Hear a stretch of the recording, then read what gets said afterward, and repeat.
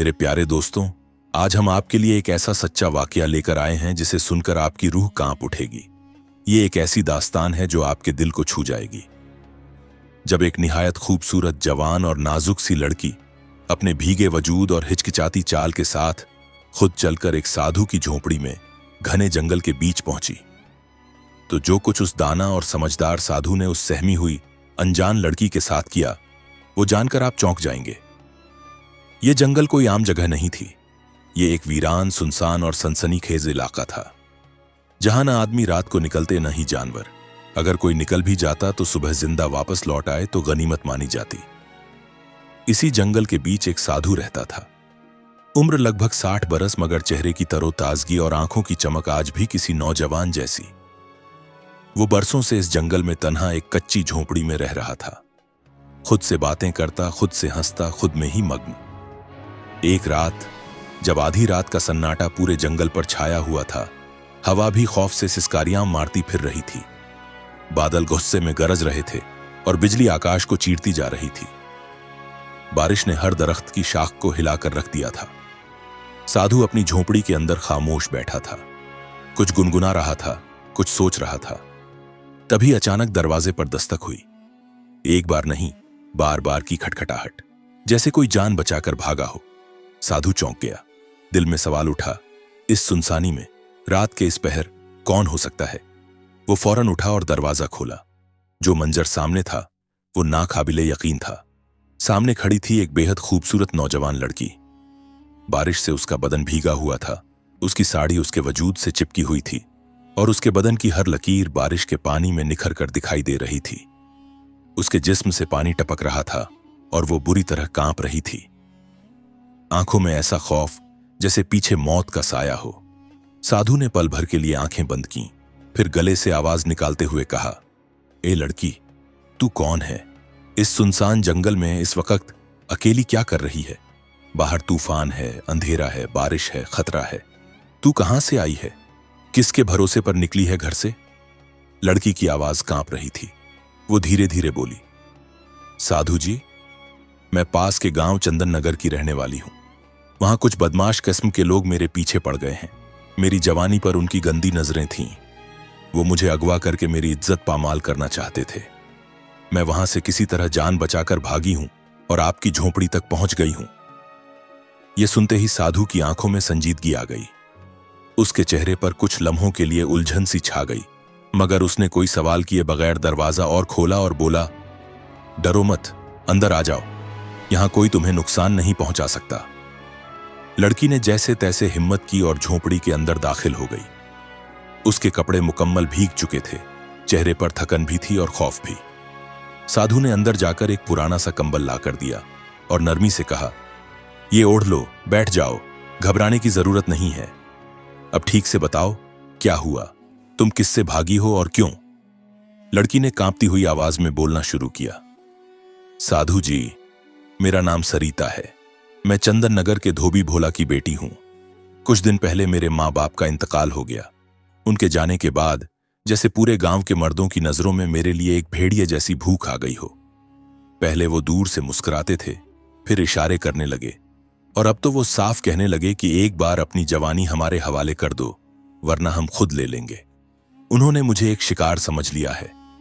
आज रात उन्होंने मेरे पीछे लगकर मुझे पकड़ने की कोशिश की, मगर मैं किसी तरह वहां से निकल आई और भागते भागते इस जंगल में आ गई।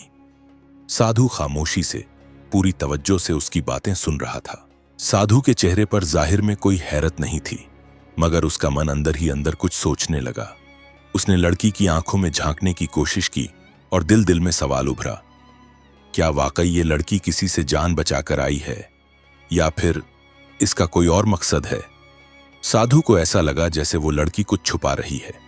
जिस अंदाज से वो धीरे से मुस्कुरा रही थी और अपने भीगे हुए बालों को तरतीब दे रही थी, उसमें कोई सादा सा मतलब नहीं था।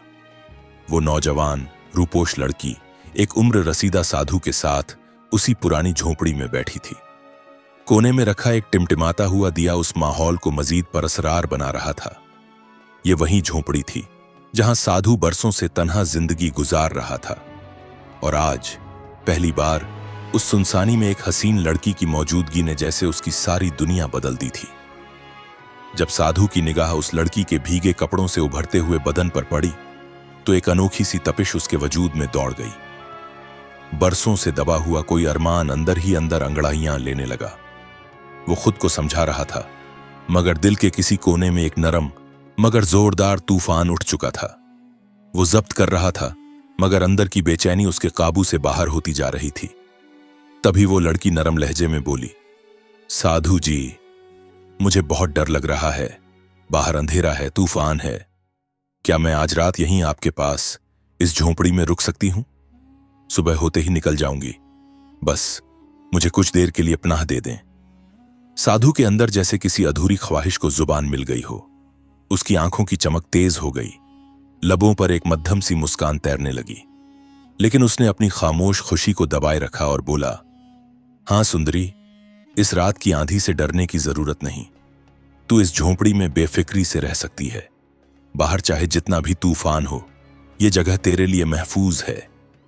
बाहर घना अंधेरा था, बारिश लगातार बरस रही थी। धीरे से उठी, झोंपड़ी के एक कोने में जाकर लेट गई और बोली, जैसे कई बरसों से सोया हुआ मेरा दिल आज पहली बार करवट ले रहा हो। साधु का दिल जोर जोर से धड़कने लगा। उसकी नजरें उस सोई हुई लड़की पर ठहर गईं। उस रात वो साधु सिर्फ एक साधु न रहा, बल्कि एक तन्हा मर्द बन चुका था, जिसकी बरसों की प्यासे रूह उस लड़की की मौजूदगी से तड़पने लगी थी। मगर वो अभी भी खुद पर काबू रखे बैठा था। उसके लिए हर लम्हा जैसे सदियों जितना तवील होता जा रहा था। वो दिल में सोच रहा था, आज की रात कैसे गुजरेगी? क्या करूं? कौन सा ऐसा तरीका निकालूं जिससे इस खामोशी से छुटकारा मिले? वो भी झोंपड़ी के दूसरे कोने में जाकर लेट गया। आंखें बंद कर ली, नींद लाने की कोशिश की, मगर नींद जैसे उससे रूठ गई थी।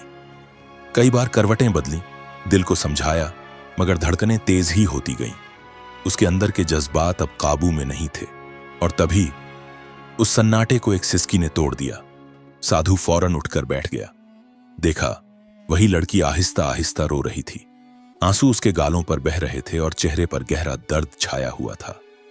साधु उसके पास जाकर बैठ गया और नरमी से पूछा, क्या हुआ बेटी? तुम क्यों रो रही हो? लड़की ने रोते हुए कहा, साधु जी, मेरे साथ जो बीत चुकी है वो मैं किसी को बता भी नहीं सकती। ये सुनते ही साधु के दिल में जैसे हलचल मच गई। उसने चौंक कर कहा, ऐसी कौन सी बात है जो किसी को नहीं बता सकती? अगर तेरा दिल कहे तो मुझे बता दे, शायद मैं कुछ समझ सकूं।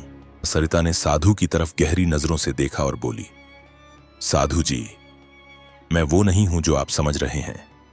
मैं कोई सीधी सादी लड़की नहीं, बल्कि एक गिरी हुई बदकिरदार लड़की हूं। यह सुनकर साधु के जिस्म में जैसे एक झटका सा लगा। उसके चेहरे पर हवाइयां उड़ने लगीं। वो कुछ समझ ही नहीं पा रहा था। सरिता की आंखों में अब एक अजीब सा रंग था। उसने सीधा साधु की आंखों में देखकर कहा, मैं कोई आम इंसान नहीं हूं, मैं एक भटकती हुई आत्मा हूं। यह सुनते ही साधु के पैरों तले जमीन खिसक गई। उसका रंग फक हो गया, जुबान लड़खड़ा गई। क्या क्या तू वाकई आत्मा है? मैं कैसे मान लूं? मुझे यकीन नहीं हो रहा।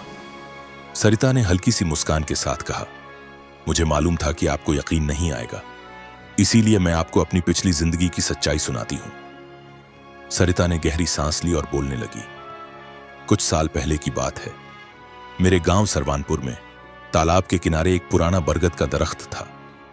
हम गांव की लड़कियां वहां पानी भरने जाती और अक्सर वहीं नहा भी लिया करती। एक दिन वहीं मुझे एक अजीब सा नौजवान नजर आया, इंतहाई खूबसूरत मगर अजीब नजरों वाला। सब लड़कियां वापस चली गईं और मैं वहीं खड़ी उसे देखती रह गई। वो मुझसे बात करने की कोशिश करने लगा। मुझे एहसास हुआ कि वो मुझसे शादी करना चाहता है, लेकिन मुझे कुछ अजीब सा शक हुआ, क्योंकि मैंने बचपन से सुना था कि उस दरख्त पर कोई साया रहता है। और मैं समझ गई, ये वही साया है। उस दिन के बाद मैंने न सिर्फ उसे नजरअंदाज किया, बल्कि उसका नाम लेना भी पसंद न किया। मगर वो बाज न आया। जब उसने देखा कि मैं उसे किसी सूरत नहीं चाहती, तो उसने मुझ पर जादू कर दिया। मैं उसके कब्जे में आ गई। फिर उसने मेरी मर्जी के खिलाफ मुझसे शादी कर ली। मगर वो चाहता था कि मैं उसे दिल से कबूल करूं। कभी जबरदस्ती नहीं कर सका, और मैंने भी सुहाग रात में उसे अपने करीब नहीं आने दिया। तब वो मुझसे नफरत करने लगा और एक दिन गुस्से में मुझे बुरी तरह पीटने लगा। जब मैं नीम मर्दा हालत में थी, उसने आखिरी सांसों में कहा, तू मर जाएगी, लेकिन तेरी आत्मा तब तक सुकून न पाएगी जब तक तू किसी बूढ़े मर्द के साथ हम बिस्तरी न करे। साधु ये सुनकर जैसे पत्थर का हो गया। उसके दिल में खौफ का तूफान उठने लगा। वो सोचने लगा, क्या सरिता इसी वजह से यहां आई है? क्या वो मेरी तरफ इसलिए आई है? और उसका शक सही निकला। सरिता ने साधु का हाथ थाम लिया और निहायत संजीदा लहजे में बोली, साधु जी, मैं सच कह रही हूं, अगर आप आज की रात मेरे साथ नहीं गुजारेंगे तो मेरी आत्मा हमेशा के लिए इस जंगल में भटकती रहेगी। मेरी रूह को सुकून मिलने के लिए मुझे आपका साथ चाहिए। अगर आप मेरे साथ एक रात बिता दें तो मेरी आत्मा को मुक्ति मिल जाएगी और आपकी ये तन्हा रात भी रंगीन हो जाएगी। साधु खौफ से कांपने लगा। जिस्म पसीने से भीग गया। जिसे वो एक बेसहारा लड़की समझ रहा था, जिसके लिए दिल में जज्बात पैदा होने लगे थे, वो अब खुद को एक भटकती आत्मा बता रही थी। साधु उसे सहमे हुए अंदाज में देखता रहा। तब सरिता एक कदम और करीब आ गई। उसने साधु के बदन पर नरमी से हाथ फेरा और उसके चेहरे के पास आकर उसकी सांसों में घुलने लगी। सन्नाटा गहरा होने लगा, मगर अचानक झोंपड़ी के बाहर से एक बहुत ही भयानक आवाज सुनाई दी। साधु घबराकर फौरन उठा और झोंपड़ी से बाहर की तरफ दौड़ा। बाहर आकर देखा, सामने एक ऊंचे दरख्त पर एक खौफनाक जिन बैठा हुआ था। जैसे ही साधु की निगाह उस पर पड़ी, वो जिन इंसान की शक्ल में बदल गया और तेजी से साधु की तरफ बढ़ने लगा। साधु ने दौड़ते हुए लड़की की तरफ देखा और बुलंद आवाज में पूछा, ए लड़की, तू आखिर है कौन?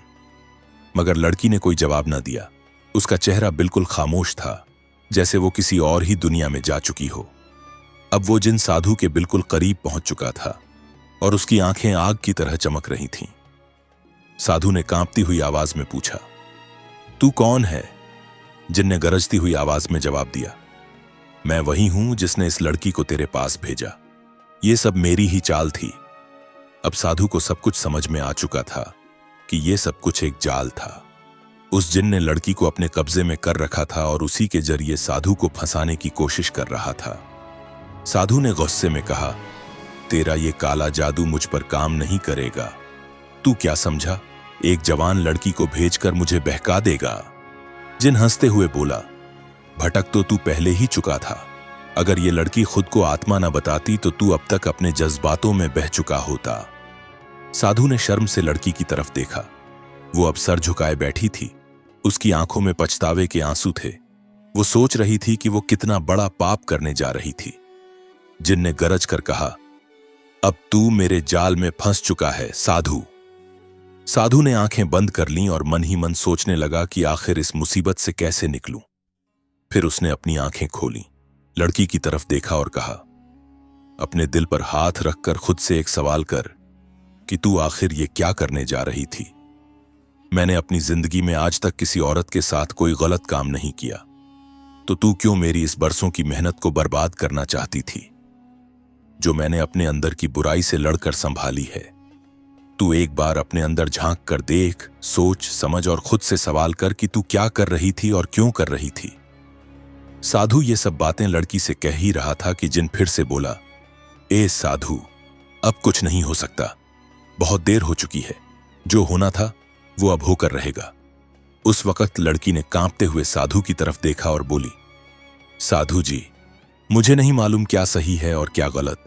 मुझे तो बस इतना समझ आता है कि किसी तरह मेरी इस बेचैन आत्मा को राहत मिल जाए। साधु ने शगुफ्ता लहजे में जवाब दिया, ए लड़की, सुकून पाने का कोई आसान रास्ता नहीं होता। अपने अंदर की आग को बुझाने के लिए तुम्हें खुद को जानना पड़ेगा, खुद को पहचानना पड़ेगा और अपने लिए, अपनी भटकती आत्मा के लिए खुद ही लड़ना पड़ेगा। फिर साधु ने अपनी आंखें धीरे से बंद कर लीं और गहरे लहजे में कहा, ये एक आत्मा की लड़ाई है। इसमें कोई तुम्हारा साथ नहीं दे सकता। तुम्हें यह जंग अकेले ही लड़नी होगी। साधु की यह बात सुनकर लड़की जैसे जाग गई। उसने धीरे से आंखें बंद की और नरमी से कहा, साधु जी, शायद आप सही कह रहे हैं। अब मुझे अपनी लड़ाई खुद ही लड़नी होगी। फिर उसने अपनी आंखें खोलीं और जिन की तरफ देखा और गरजती हुई आवाज में कहा, हां, मैं तैयार हूं। वो लड़की आगे बढ़ी उसका चेहरा अब डर से नहीं बल्कि हिम्मत से भरा हुआ था। उसने अपना हाथ आगे बढ़ाया और उस खतरनाक जिन को पकड़ने की कोशिश की। वो जिन उसे रोकने की कोशिश करता है मगर तब तक बहुत देर हो चुकी होती है। लड़की का हाथ उस जिन के हाथ से टकराता है और उसी पल आसमान में एक भारी तूफान उठता है। हवा की रफ्तार इतनी तेज हो जाती है कि पूरा जंगल कांपने लगता है। वो जिन हवा में चिल्लाते हुए उड़ने लगता है। वो खुद को बचाने की बहुत कोशिश करता है लेकिन अब सब कुछ खत्म हो चुका था, क्योंकि अब उस लड़की में वो ताकत आ चुकी थी जो किसी भटकी हुई आत्मा को रिहाई दिला सकती है। वो लड़की अब किसी की मोहताज नहीं रही। वो अपनी ताकत से उस जिन का खात्मा करने जा रही थी। वो चीखता है, तड़पता है, लेकिन लड़की का चेहरा सख्त है। उसकी आंखों में अब कोई डर नहीं बल्कि बदला और सुकून भरा इत्मीनान है। उस लड़की ने पूरी ताकत से उस जिन को जकड़ लिया और आखिरी झटका देकर उसकी रूह को चीर कर रख दिया, और उसी के साथ वो जिन हवा में जलता हुआ भस्म हो गया। जब तूफान थमा और झोपड़ी के अंदर की रोशनी धीरे धीरे वापस आई तो लड़की ने अपनी आंखें खोलीं और देखा कि साधु उसके सामने खड़े हैं।